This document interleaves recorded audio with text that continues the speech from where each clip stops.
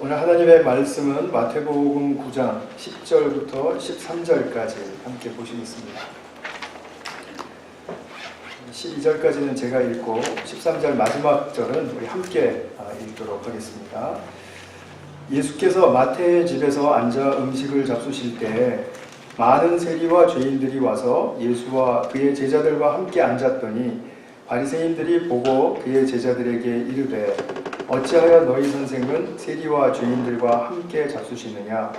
예수께서 들으시고 이르시되 건강한 자에게는 의사가 쓸데없고 병든 자에게라야 쓸데있느니라. 같이 너희는 가서 내가 긍휼을 원하고 제사를 원하지 아니하노라 하신 뜻이 무엇인지 배우라.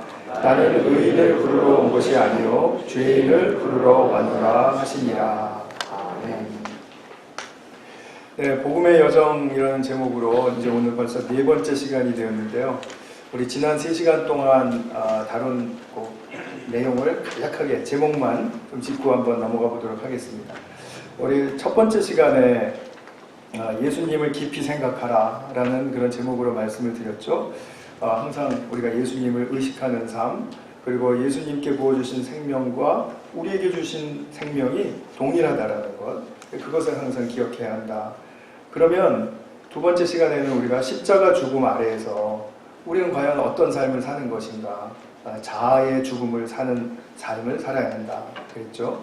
우리의 자아는 끊임없이 지속적으로 죽는 그런 작은 죽음들의 연속을 계속해서 경험해 가야 합니다. 그것이 복음의 여정에서 꼭 필요한 일입니다. 세 번째로 지난주에는 세상 가치관과 방식으로 세상을 사랑하면 안 된다. 올바르게 성경적인 눈으로 세상을 사랑할 줄 알아야 된다 라는 그런 말씀 드렸죠. 세상 가치관과 방식은 바로 우리의 정욕과 또 자랑의 대상이 되어서는 안 된다라는 그런 말씀이었습니다. 자, 오늘은 세상 가치관을 일으키는 그런 영적인 질병이 있다라는 것입니다. 그걸 죄라고 하죠. 죄는 하나님으로부터의 분리입니다. 그래서 그 하나님으로부터 분리된 그런 상황들이 우리에게 엄청나게 이제 많은 일들을 파생시키고 또 전개시켜 나가게 됩니다. 이제 그런 일들에 대해서 우리가 좀 보는 눈이 열리면 굉장히 우리가 영적인 삶을 사는데 분별력 있게 살 수 있다라고 보여집니다. 그런데 이 영적 질병, 죄는 교묘해요. 그래서 육체적으로 아프고 또 정신적으로 아프면은 우리가 의사를 만나서 치료를 받는다고 이게 결단하고 할 수 있지만 영적 질병은 통증이 있기는 한데 이게 무엇이 원인인지를 잘 몰라서 그냥 방치해 두는 경우도 많고 또는 전혀 무감각해서 이게 아픔, 또 그러니까 고통을 못 느끼는 그런 상태를 연출해냅니다. 그러니까 영적 질병이라는 것은 상당히 감추어진 것이고 숨겨진 것이지만 그 은밀한 가운데 우리에게 영향을 끼치는 그것은 아주 크다라고 볼 수 있습니다. 그래서 이 영적인 이 문제들을 그대로 방치해두면 우리의 삶이 어디선가 교착 상태에 빠지든가 그런 경우 있죠. 우리가 어떤 좀 어려운 일을 당하든가 아니면 중년의 위기가 오든가 갱년기가 오든가 하면은 그냥 그걸 잘 이겨나갈 수 있는 힘이 있어야 되는데 그런 상태에 계속 교착 상태에 빠지게 된다는 거죠. 굴루를 붙여놓은 것처럼. 그래서 남은 인생이 계속해서 더 아름답게 전개되지 못하고 그리고 망가지는 경우도 있고 하다라는 것입니다. 그래서 이 영적인 질병은 항상 의사이신 예수님께로 나아가야 한다라는 것이 오늘 본문의 말씀입니다. 오늘 본문에 보시면 세리와 죄인들이 나오고 또 바리새인들이 나오죠. 그 세리와 죄인들은 예수님이 필요한 사람들이었습니다. 예수님과 함께 친밀하게 식사를 나누고 있었습니다. 근데 이 사람들은 사회적으로나 종교적으로나 굉장히 그 낮은 계층의 사람들이었고 따돌림 당하는 그런 사람들이었습니다. 세리들은 그 로마에 말하자면 앞잡이 노릇처럼 하게 되는 것입니다. 그 동족의 세금을 거두어서 거기서 일부는 자기가 이제 수입으로 떼고 그리고 이제 나머지는 로마에다가 전해줘야 돼요. 그러니까 자기의 이익을 챙기기 위해서는 동족들을 막 채근해야 됩니다. 그래서 세금을 막 걷어내야 되고 때로는 그것이 막 악랄한 방법일 수도 있고 하게 되는 거죠. 또 죄인들이란 정말 이제는 가능성이 없는 사람들, 사회적으로나 또는 어떤 면으로 인간적으로도 가능성이 없는 사람들, 그런 사람들 이제 따돌림 당하기 쉬운 사람들이죠. 사람들이 가까이 하고 싶지 않은 그런 사람들입니다. 근데 오늘 보면은 바리새인들이 또 나오는데, 이 바리새인들은 예수님이 필요 없는 예수님이 필요 없는 사람들입니다. 예수님이 필요하다고 생각하지 않는 사람들이에요. 그래서 이 사람들은 참 예수님에게 내가 뭐 그렇게 필요한 분도 아니지만 자기는 스승이라고 하면서 왜 저런 죄인과 세리들과 이렇게 식사를 하는가 하고 물어봤습니다. 그러니까 예수님께서 하시는 말씀이 의사가 필요한 자는 병자이지 건강한 자가 아니지 않느냐 이렇게 말씀을 하십니다. 이 말씀은 바리새인들아 너희들은 건강한 자들이잖아. 그러니까 내가 필요 없잖아. 이런 뜻이 아니라는 건 대번 아시겠죠? 그러니까 너희들은 지금 너희들의 문제가 무엇인지, 영적인 질병과 죄가 무엇인지를 잘 모른다. 근데 이 사람들은 안다. 이거죠. 죄인과 세리들은 안다. 그러면서 아프지 않다고 하면서 의사가 필요 없다라고 여기는 자들에게 일침을 가하시는 그런 말씀입니다. 그리고 하신 말씀이 이렇게 들려졌죠. 내가 긍휼을 원하고 제사를 원하지 아니하노라. 그러니까 긍휼이라는 것은 사랑, 자비, 인애, 기타 이런 많은 그 아름다운 하나님의 성품을 이야기합니다. 인간이 배울 수 있는 것이죠. 제사라는 것은 단지 꼭 제사만을 이야기하는 것이 아니라 그냥 어떤 종교 행위 다 포함해서 하는 말씀입니다. 그러니까 예수님은 너희들이 지금 애쓰고 가치 있다고 여기고 있는 그 제사와 종교 행위들에 대해서 잠깐 접고, 그리고 긍휼이 무엇인지, 그것을 왜 하나님 아버지께서 그토록 원하시고 좋아하시는 것인지를 배우라. 그걸 아직 너희들이 못 배웠다. 이런 말씀을 하시는 거죠. 그러니까 바리새인들은 또 제사나 아니면은 율법을 엄수하는 거나 이런 데 지키는 데는 귀재들입니다. 탁월한 사람들입니다. 굉장히 섬세하고 굉장히 엄격하고 완벽합니다. 이 사람들은 목록을 만들어서 1부터 100까지 다 체크했을 때 다 합격할 수 있는 그런 사람들입니다. 그런 사람들처럼 그렇게 잘 해낼 수 있는 사람들은 많지는 않죠. 그죠? 이따가 좀 더 뒤에서 그 사람들의 문제를 보시겠습니다만 겉으로 보기에는 일단 너무 대단해 보이는 사람들이죠. 그래서 많은 사람들의 존경을 받았습니다.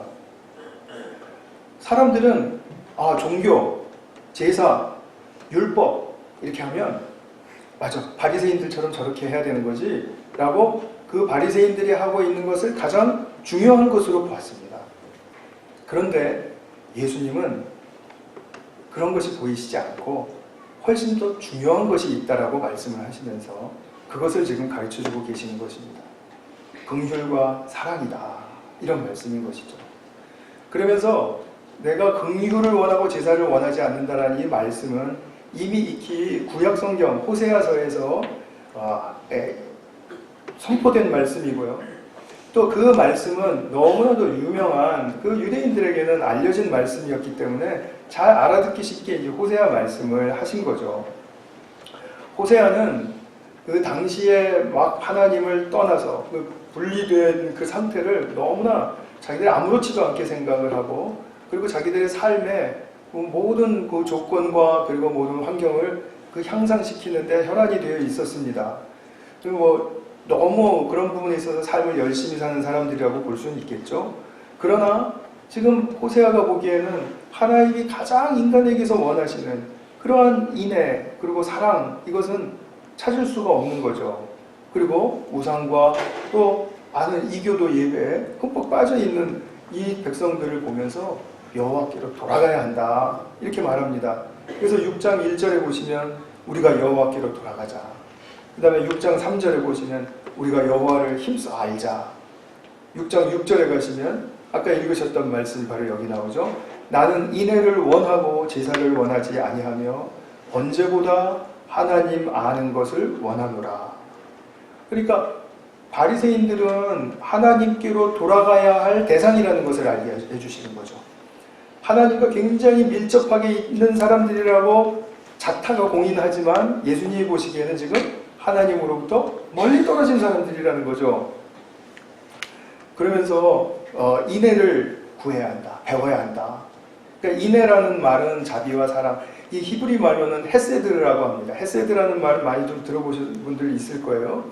자, 헤세드라는 말은 뭐냐면 하나님의 사랑과 자비와 또 은혜와 이런 모든 것들을 포괄적으로 말하는 그런 그 하나님의 성품이에요. 그러니까 우리는 하나님의 그 아름다운 성품을 표현할 때 헤세드의 하나님이다. 그러면은 포괄적으로 많은 것을 포함하는, 커버하는 그런 하나님의 성품을 묘사하는 말이 됩니다. 근데 하나님께서는 당신의 이 헤세드가 우리 인간들에게서 보여지기를 원하세요. 왜냐하면 우리는 하나님의 형상으로 지어지지 않았습니까? 그러면 우리 하나님의 형상으로 지어졌다라는 말은 하나님을 닮을 수 있고 또 하나님의 성품을 담을 수 있는 그릇으로 지어졌다라는 뜻입니다. 그러면 우리 이 하나님의 형상이라는 우리 안에 있는 이 그릇 속에 무엇을 가장 채우고 싶어 하실까요? 하나님께서 가장 소중하게 여기는 것을 채우고 싶어 하시겠죠. 그 가장 소중하게 여기시는 것은 어떤 종교 행위나 뭐 율법 준수에서 이렇게 체크리스트 만들어서 체크하는 게 아니라 그들에게서 보이는 주님을 향한 사랑, 그리고 서로 간에 서로 나누는 그런 자비와 긍휼, 이런 것을 보기를 원하신다는 것입니다. 그래서 하나님과 교통하고 그러므로서 하나님의 선하심과 또 하나님의 아름다운 뜻을 잘 알고 우리가 다 같이 축복의 하나님의 나라를 세워가자라고 하시는 것이 하나님의 그 뜻이죠. 나는 인애를 원하고라는 이 말씀, 나는 긍휼을 원하고라는 이 말씀을 유진 피터슨 목사는 주님은 변함없는 사랑을 사람에게서 찾으신다 이렇게 말했습니다. 참 적절한 번역인 것 같아요. 근데 또 이 말도 그렇습니다. 제사를 드리지 말라라는 게 아닙니다. 이때 당시에는 제사를 드리는 상황이었으니까요. 그러니까 제사를 드리지 말라라는 것이 아니라 자비와 사랑이라는 사람의 성품과 태도가 나타나는 것이 우선적이고 특징적이어야 한다라는 거죠. 그런데 그들에게는 그러지 않았다는 거죠. 그러니까 그들의 마음과 태도는 계속해서 사랑과 긍휼로부터는 멀어진 상태였다라는 것입니다. 예수님은 바리새인들의 이것을 탓하신 거예요. 마태는 인애 대신에 긍휼이라는 말 썼지만 뭐 다 똑같은 말이죠. 같은 뜻입니다. 예수님 말씀을 바리새인들에게 하시는 예수님의 말씀을 줄이면 이런 것입니다. 너희들은 지금 제사와 종교 행위를 잘하면 인생 성공할 수 있다라고 믿는 거지 그게 아니고 헤세드의 승부를 걸어야 해. 지금 이런 말씀입니다. 바리새인들은 종교인이니까 이제 그 제사나 종교 행위 이렇게 지금 말씀하실 수 있겠죠. 그러나 우리와 같은 직장인이 있다라든지 학자라든지 아니면 예술가라든지 자녀와 제자들을 양육하는 양육자라든지 가정주부라든지 이런 각각의 자리에 있는 사람들에게는 무엇이라고 말씀을 하실까요? 오늘 본문의 말씀을 한번 응용해 보십시오. 직장인들에게는 아마도 그들이 가장 관심을 갖고 애쓰는 업무 수행 능력과 성실함과 또 책임감과 이런 것에 성공의 승부를 걸겠지 하면서 하시면서 아니야, 그것보다도 먼저 사랑과 긍휼이 나타나야 돼. 또 학자들에게는 어떻게 하실까요? 학자들에게는 통찰력과 그리고 분석력 그리고 지식 이런 것에 승부를 거는 사람들이잖아요. 그런 것에 승부를 걸 필요가 없어. 그런 것이 먼저가 아니야. 물론 중요하죠. 학자니까. 그러나 사랑과 긍휼이 더 중요해. 예술가, 은사를 뛰어나게 받은 사람들입니다. 예술가들은 은사 없으면 예술가가 될 수 없죠. 그렇다고 해서 예술가에게 은사가 가장 중요한 것인가? 아니죠. 그 사람들에게도 사랑과 긍휼이 가장 중요하죠. 자녀를 양육하는, 또 제자들을 양육하는 양육자 입장에서는 어떨까요? 세상에서 잘 살아갈 수 있는 그 기술을 가르쳐주고, 그리고 세상을 잘 볼 수 있는, 지난주에 말씀드린 세상 프리즘들을 잘 세워주는 그런 것들로 양육하면은 잘 양육했다고 그렇게 평가받을 수 있을까요? 그렇지 않습니다. 예수님 말씀대로 그 아이의, 그 제자의 삶 속에서, 또는 뭐 어떤 일을 하든지 그 속에서 사랑과 긍휼이 가장 우선적으로 나타나는 그런 그 특징을 가진 자들이 되어야 된다는 거죠. 우리 인생에 무엇에 승부를 걸어야 하는가를 분명하게 말씀해 주시는 것입니다. 복음적인 삶의 특징이 무엇인가? 복음의 여정을 걷는 데 있어서 우리는 과연 무엇을 가장 우선순위에 두어야 하는 것인가? 이런 부분들에 대해서 지금 말씀하고 계시는 거죠. 자, 오늘 본문에 보시면 죄인을 부르러 오셨다고 했습니다. 죄인이라는 말은 뭐 죄를 지은 자, 왜 죄인이라고 하죠. 뭐 그건 너무나 쉬운데, 이 죄인의 이제 결국 나타나는 특징이 무엇인가 하면 이것입니다. 나는 이 삶에서, 또 세상에서 살아가면서 사랑과 자비가 너무나 필요한 사람인데 그 스스로 되질 않습니다. 내 죄 때문에, 나의 영적인 질병 때문에 스스로 되지 않습니다. 그러므로 좀 도와주십시오. 이런 낮아진 심령을 가진 사람들입니다. 죄인은 죄만 짓고 뻔뻔스럽게 뭐 감옥에 갇혀서 형벌 이거 때우면 되지 하는 그런 사람들을 말하는 것이 아니라, 지금 예수님께서는 지금 같이 밥 먹고 친밀한 교제를 나누는 사람들이 처음에는 그런 어떤 자기의 겉모습에 해당하는 그런 어떤 뻔뻔스러움이 있었을지 모릅니다. 그러나 예수님께 끌려 들어온 사람들입니다. 그러므로 식사하고 예수님과 함께하면서 예수님 저를 좀 도와주십시오, 이렇게 말하는 사람들이고 고백하는 사람들이죠. 예수님 앞에서 이것을 고백하는 사람을 구하러 오셨다는 것입니다. 마치 병들었는데 내가 스스로 고칠 수 없기 때문에 의사가 필요한 그런 사람과도 같은 것이죠. 그러니까 우리는 이 바리새인들의 모습과 이 죄인들의 모습에서 대조가 되는 이런 부분들을 우리가 오늘 좀 더 깊이 살펴보려고 합니다. 바리새인은 그 아버지의 자비와 사랑보다 제사와 율법 준수를 더 강조하고 더 중요하게 생각했던 사람들이다라고 말씀을 드렸죠. 이것은 그 사람들이 그 사랑과 자비를 고의로 무시하거나 또는 사랑과 자비를 몰라서 그런 것이 아닙니다. 그 사람들에게는 자연스럽게 그 종교적인 행위와 형식에 끌리는 사람들이었다라는 것입니다. 자기도 모르는 거예요. 거기에 더 가치가 있다라고 여긴 것이고요. 그리고 거기에 더 인생에 성과가 있고 업적이 있을 거라고 믿었던 것이고요. 그리고 그것이 멋져 보이고 그리고 매력이 있어 보였기 때문입니다. 우리가 종교적인 형식을 잘 좋아하고 원하는 사람이 있고, 종교 형식이야 뭐 어쩌면 어때 이런 사람들이 있지 않습니까? 그렇게 차이가 나는 것과 똑같습니다. 근데 그 나라는 온통 종교적인 그 국가였기 때문에, 그 환경이 너무나도 강했기 때문에 이런 사람들이 길러지게 된 거죠.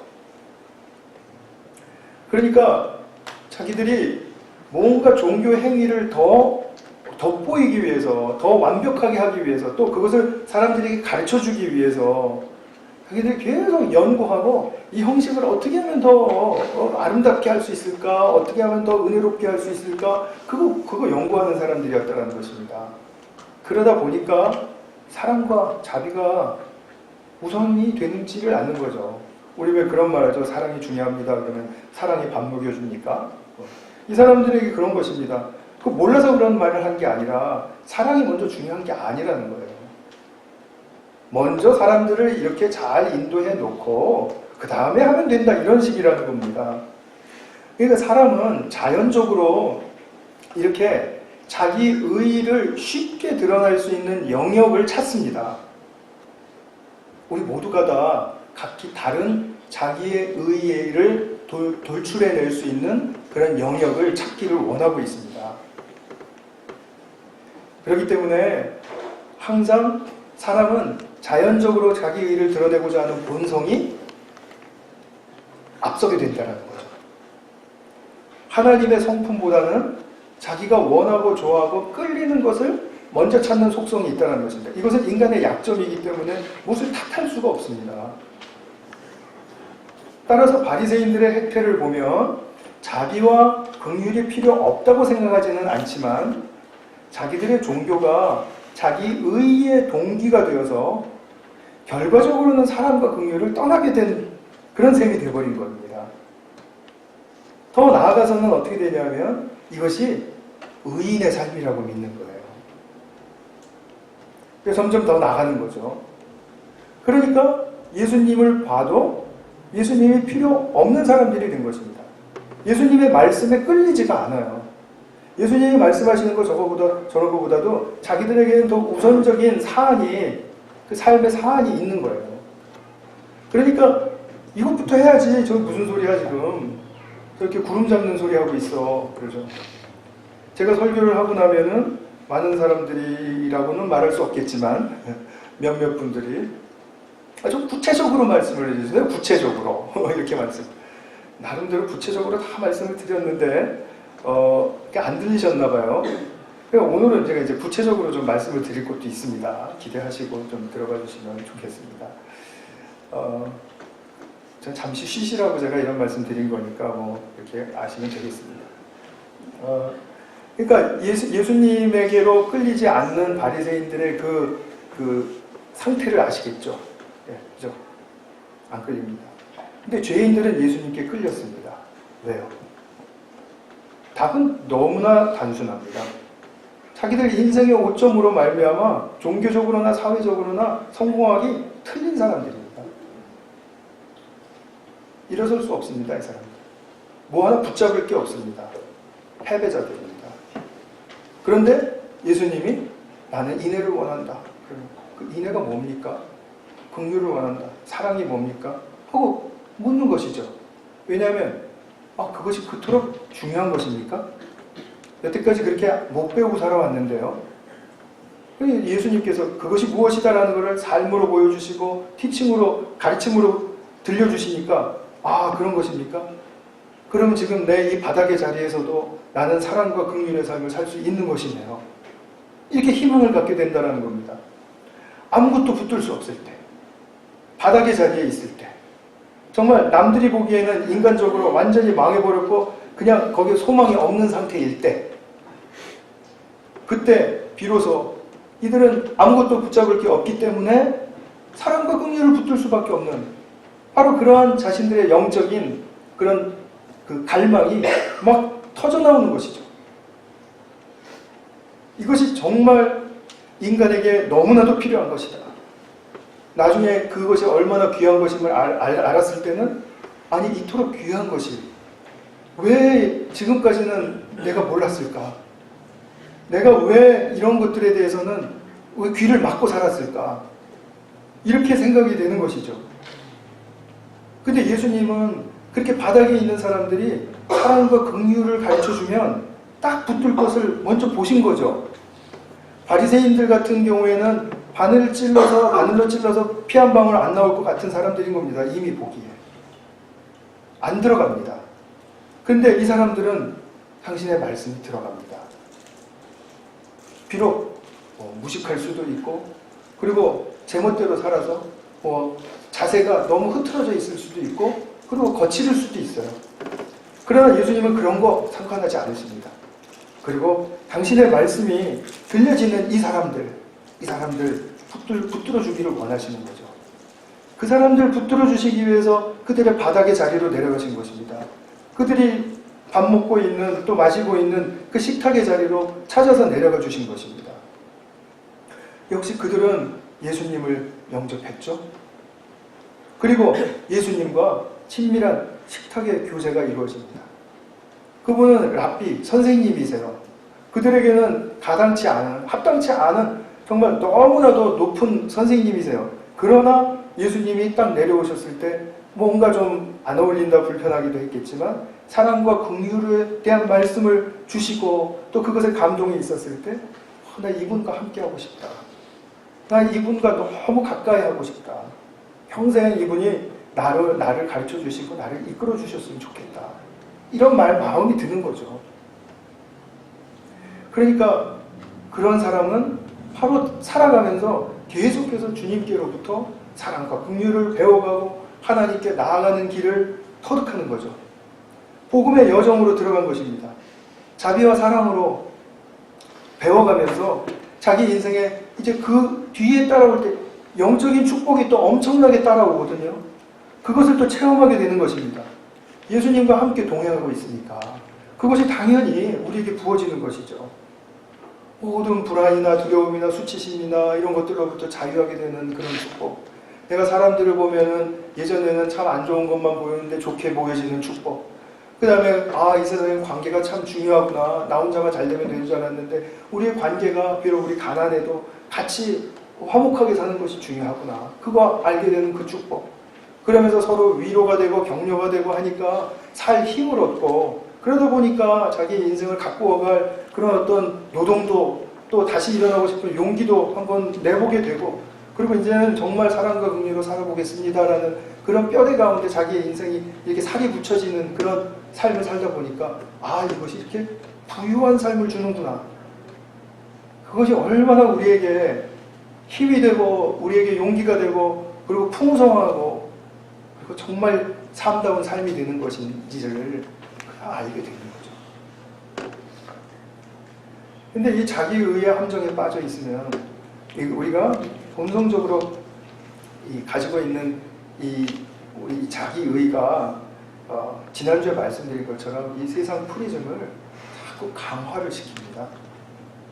이 세상 프리즘을 강화를 시킬 수밖에 없습니다. 자기의를 자꾸 내세우는. 그래서 우리가 주요 관심 영역이 있고 뭐 이렇지 않습니까? 그러면 이제 관심사가 있고 하면은 거기에 자기가 들어가서 일하거나 또는 그것을 대해서 연구하거나 뭐 할 때 자기 기준이 딱 있어야 됩니다. 이게 사람을 잡습니다. 세상 프리즘들이 설정하는 자기의는 복음의 여정에서 무서운 적입니다. 이 이상은 돼야 된다. 미니멈. 이 이하로는 이거는 내 인생에 있어서는 안 될 것이다. 부끄러운 것이다. 이런 주장을 하게 되는 것입니다. 이것을 자기가 사랑하는 사람들에게까지 주장을 하는 것입니다. 사랑은 이 이상은 돼야 돼. 아니면 부끄러운 거야. 잘 못 사는 거야. 그러니까 알았지? 그러니까 사랑의 말투와 모든 표정으로 아름답게 설득은 하지만 그 말이 사람을 잡는다는 사실을 아십니까? 쉽게 얘기하면 어렸을 때부터 이런 말을 듣고 자라신 분들 많을 것 같아요. 남자분들. 너는 인류대학에 갈 수 있어. 인류대학에 갈 수 있어. 알았지? S대학 갈 수 있어. 너 거기 가야 돼. 난 믿어. 막 이러면 대여섯 살 때부터 막 주눅이 들어가지고요. 막 마음이 나 그래 갈 수 있어. 그게 아니고 그러면 어떻게 되지? 이런 생각이 들어오는 거죠. 계속 주눅이 드는 것입니다. 그러니까 우리는 나의 기준을 남에게 강요할 이유도 없고 필요도 없습니다. 그냥 그 사람이 그 자리에서 한 발자국 앞으로 전진해서 나갈 수 있도록 사랑과 긍휼로 도와주면 되는 것입니다. 자꾸 목표를 설정해주고 이래야 된다 저래야 된다 그러기 위해서는 4시간 자야 된다 5시간 자면 떨어진다 이런 얘기가 있는 것은 정말 너무나도 큰 거짓말에 속아서 살아왔던 우리 학창시절이 생각이 나거든요. 그렇게 해서 자기 기준을 넘어서는 그런 만족이 어느 정도 있게 되면 이제 그게 바로 교만으로 가는 거죠. 그래 맞아 사람은 이렇게 살아야 되는 거야. 이렇게 목표 세우고 열심히 하고 4시간 자면 이렇게 되는 거잖아. 왜 안 돼? 왜? 이런 식인 거죠. 근데 이게 꼭 공부나 무슨 돈을 버는 문제나 이런 게 아니라 성품의 문제에 있어서 그렇습니다. 성품의 문제에 있어서. 항상 양육자의 기준에 따라서 성품의 기준이 달라집니다.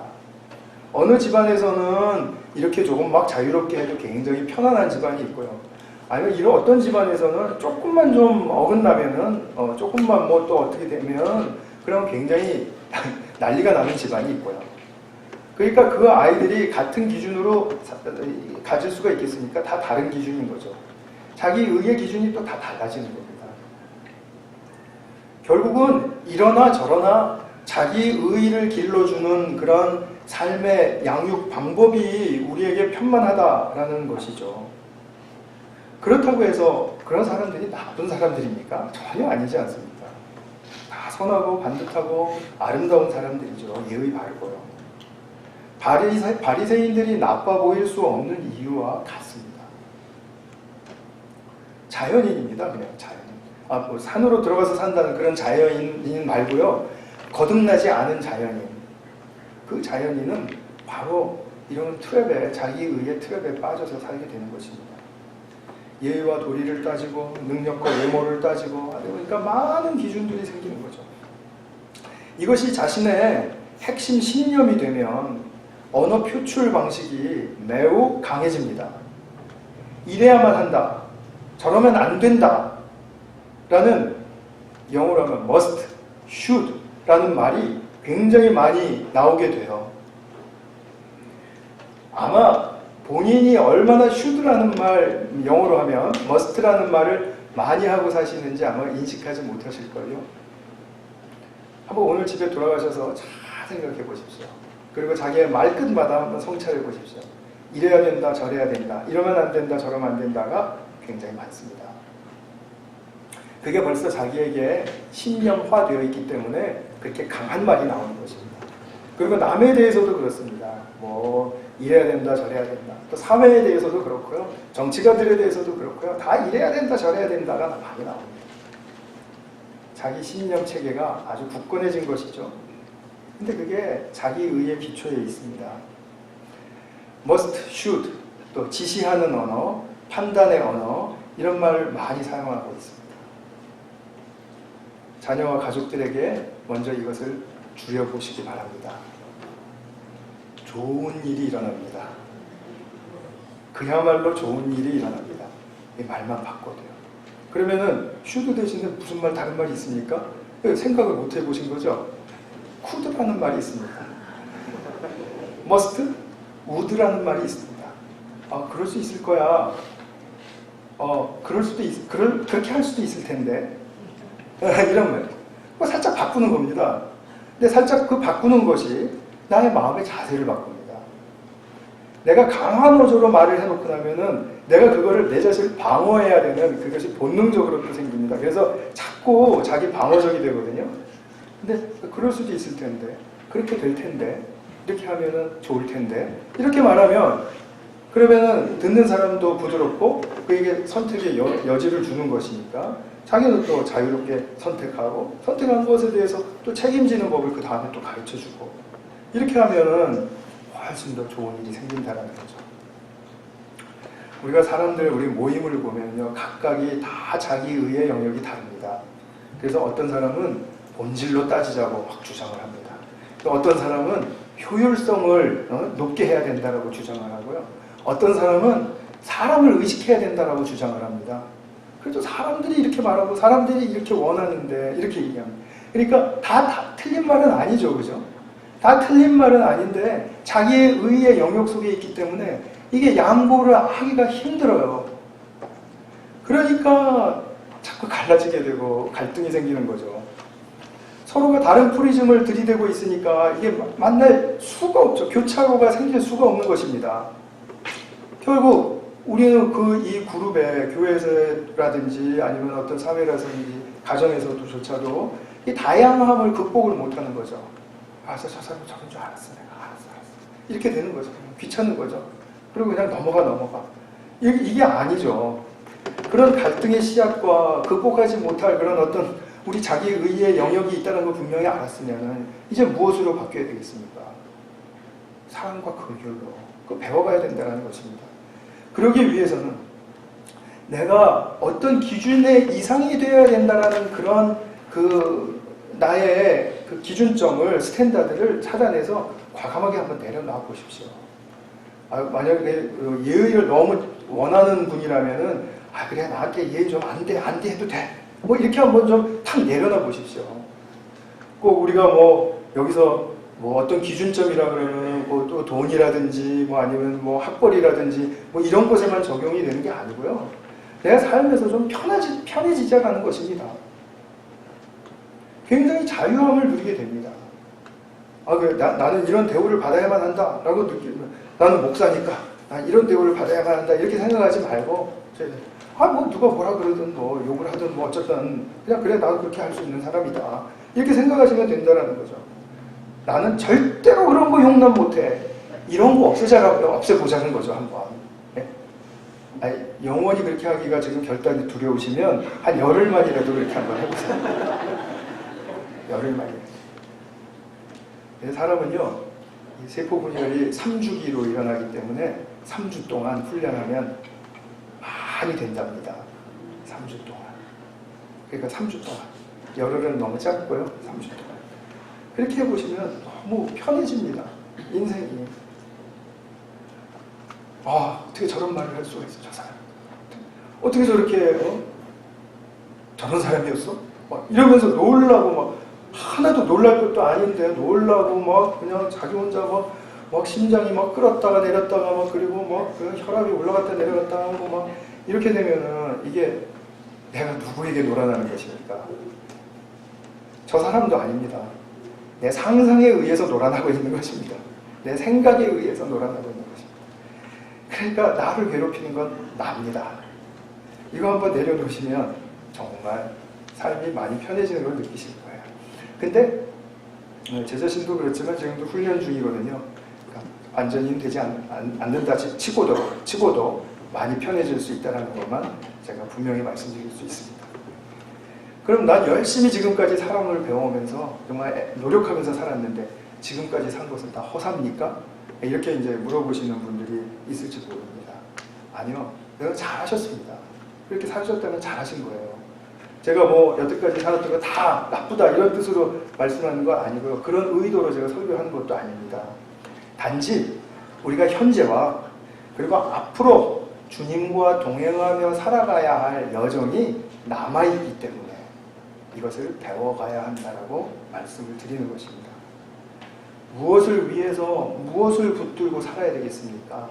라는 그런 질문이 있을 때 기억해야 할 것은 정말 나는 사랑 배워야 합니다. 긍휼을 배워야 합니다. 이것입니다. 그러기 위해서는 내가 죄인의 자리로 내려가야 됩니다. 아까 성가대가 정말 너무 귀한 찬양 불러주셨죠? 우리 성가대 오늘 그 귀한 결단이 변함없이 유지될 수 있기를 바라지 않습니다. 정말 죄인의 자리에 내려가는 것. 내가 죄인의 괴수다. 나처럼 복음에 거스르는 본성을 가진 자가 없다라는 것입니다. 내가 남보다 더 나쁜 짓을 해서가 아니라 복음 앞에 정직하게 내 자신을 한번 비춰보자라는 거죠.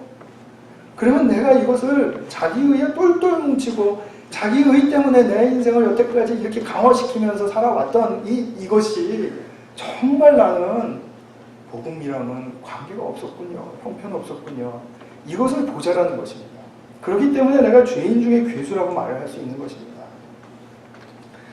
나보다 더 못할 사람이 없다는 거죠. 살면서 붙들어야 할 것이 보이기 시작합니다. 그 자리에서.